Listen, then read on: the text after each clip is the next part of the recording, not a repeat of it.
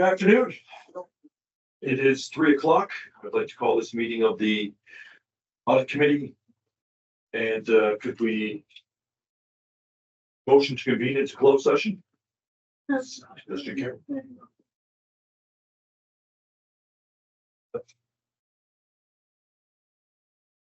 So I don't have to write on the board. No, we're just going. Okay. Then let's go right to the acknowledgement of traditional lands, please.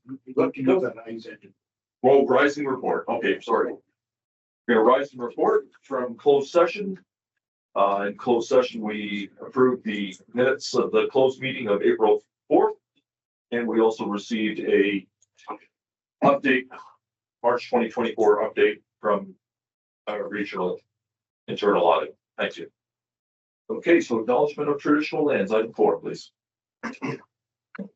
The land upon which we work, live, and sustain ourselves is the ancestral and treaty lands of the Michizagig Anishinaabe, also known today as the Mississaugas of the Credit, the rightful caretakers and title holders of this land.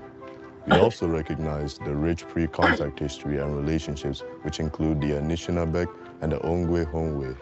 Since European contact, this land continues to be home to Indigenous and non-Indigenous peoples. As responsible community members, we value the diversity, dignity, and worth of all people. Colonialism displaced and dispossessed Indigenous peoples of their ancestral land and continues to deny their basic human rights, dignities, and freedoms. We are committed to learning true history to reconcile, make reparations, and fulfill our treaty obligations to the original peoples and our collective responsibilities to the lands, water, animals, and each other for future generations.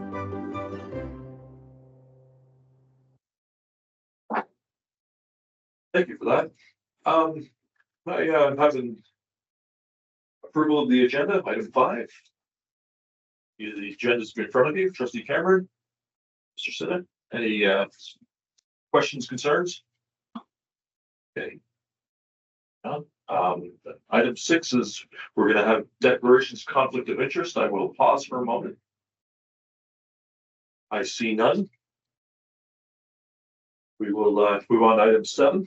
7.1 is the minutes of April 4th, 2024 meetings. Trustee Cameron, can you put those on the floor? I will. Great. We have seen them. Questions, concerns, complaints? Seeing none, all in favor of receiving those? Aye. Okay. Aye. So item 8 is delegations. I don't believe we have any delegations from the public. On to item 9. Item 9.1 is an audit committee work plan presented by Tanya. Letitia Charles. You have the floor. Thank you, through you, Chair. As always, we go through the work plan, which summarizes the audit committee's requirements under Ontario Regulation 36110. This meeting is one of our lighter meetings of the year. We've already done our required 3 meetings. So at this meeting, most of the work is around internal controls and internal auditors. So we're covering section 9.2, which talks about board's internal controls, which obviously are covered through some of the work that our RIAT does, as well as our own internal auditors. And section 9.3, which is related to our regional internal auditors. What we did receive was a status update in terms of the audits that are being done. And also we go to section 15.1, which talks about was where we show the status of the updates. And as a reminder, in November, when we come back, we will have a report that goes to board summarizing all the work of the audit committee and the various reports that were received. So I'm happy to take any questions. Thank you for that. Trustee Cameron, you put this on the floor for us. Okay, it's on the floor. Are there any questions from committee members? Seeing none. All in favor of receiving this report? All good. Thank you. Okay, so we'll go to item 9.2, which is internal audit plan 2024-2025. And this will be presented by Renee Lucas, and you have the floor. Through you, Chair Davies, this is our plan for the next school year. The number of audits have increased slightly. because we are doing some retrieval of the files and bringing them into the office to be reviewed at that point, which creates some efficiencies. So we have 16 and 18 for myself and Tony, and 2 and 3 respectively for secondary between the two of us. And this will be commenced as soon as we can, considering we will, once this is approved, we will begin to inform the schools that they will be audited, which will again create some efficiency so we can start quite quickly in September. If you have any questions, I'd be happy to answer them. Mr. Senate, can we put this on the floor so we can discuss and ask questions? With pleasure. Oh, great. Okay. Are there any questions from any committee members on this? Oh, Trustee Cameron. Thank you. Through you, Chair. Rookie question, I suppose, but how long does it take to do an audit on each school, both from elementary and secondary school panels? For you, Chair Davies, I can respond to that. There isn't a set particular length of time. It depends on the nature of the findings, the record keeping, the willingness of the school to provide the records. So in general, it does take, for an elementary school, we allow a week, and for a secondary 2 weeks. But that is just a rough idea of how long it may or may not take.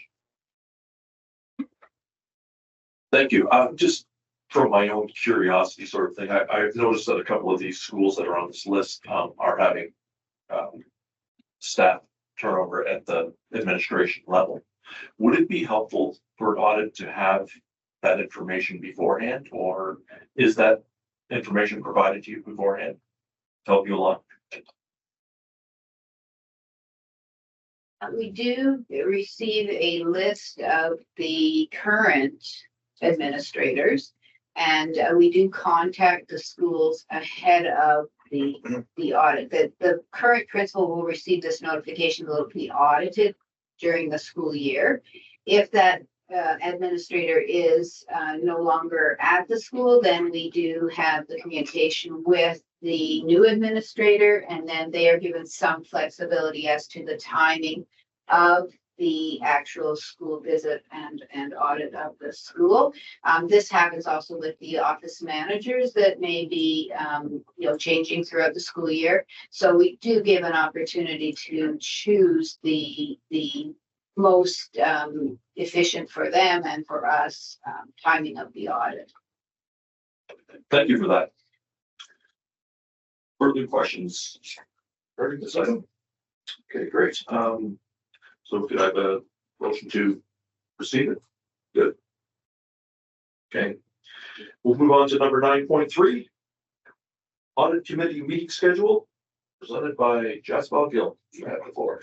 Through you, Chair Davies, the Education Act requires that the audit committee meets at least 3 times in a year. So what you have in front of you is a meeting schedule for school year 2024-2025. There are 4 meetings which are scheduled for next school year. The first meeting is in September. Again, the Education Act requires that the audit committee need to meet before the end of September each year. So that's the reason that we have first meeting in schedule for September 26th.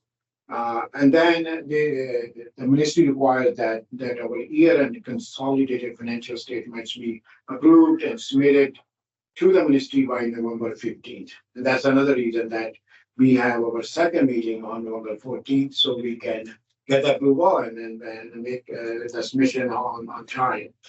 And then in addition to that, there are 2 other meetings, one in March and then June, scheduled in order to make sure that we have 4 meetings, but that in case for some reason we need to cancel 1 meeting, that we will still meet the minimum 3 meeting one.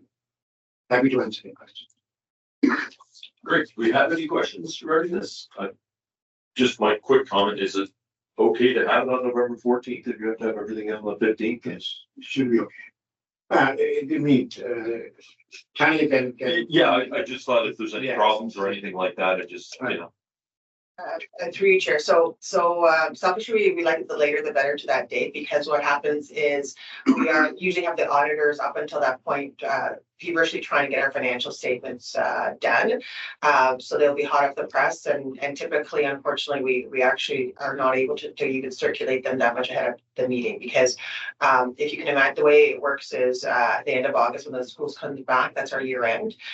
So they are, as soon as they come back, they engage in year end. Our auditors actually come into our offices for their year end audit sometime in October.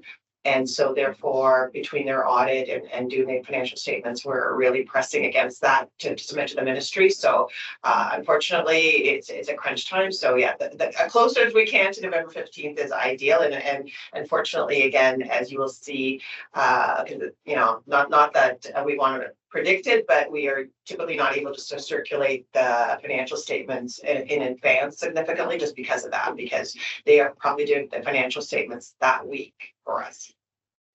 Okay, great. Yeah, no, I just thought the timing just seemed odd, and I just know that from all my experience that work always takes up all the time allotted to it. So, okay, great. So put this on the floor. Okay, any other questions, concerns, complaints? Nope. We're okay. All right, all in favor of C? Aye. Great. So now item 10 is communications. I don't believe there are any. And number 11 is committee member motions of consideration. I didn't see any. Committee member notices of motion. I didn't see any there either. And so item 13, Mr. Sinha, will you move to adjournment? Just a question through your chair. Yes.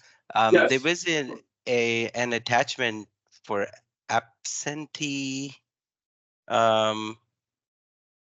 motion of some sort, or is there an approval required for that? There was, except that individual didn't come to the meeting, so there was no real reason to address it at this moment. Oh, got it. And so that's Okay. why it wasn't added to the agenda. Yeah. Okay. All right. Perfect. Okay. Okay. Thank you. Yeah. Can you move adjournment for me, sir? With pleasure. Thank you. Second, Mr. Cameron, all in favor? Thank you. Aye. Aye.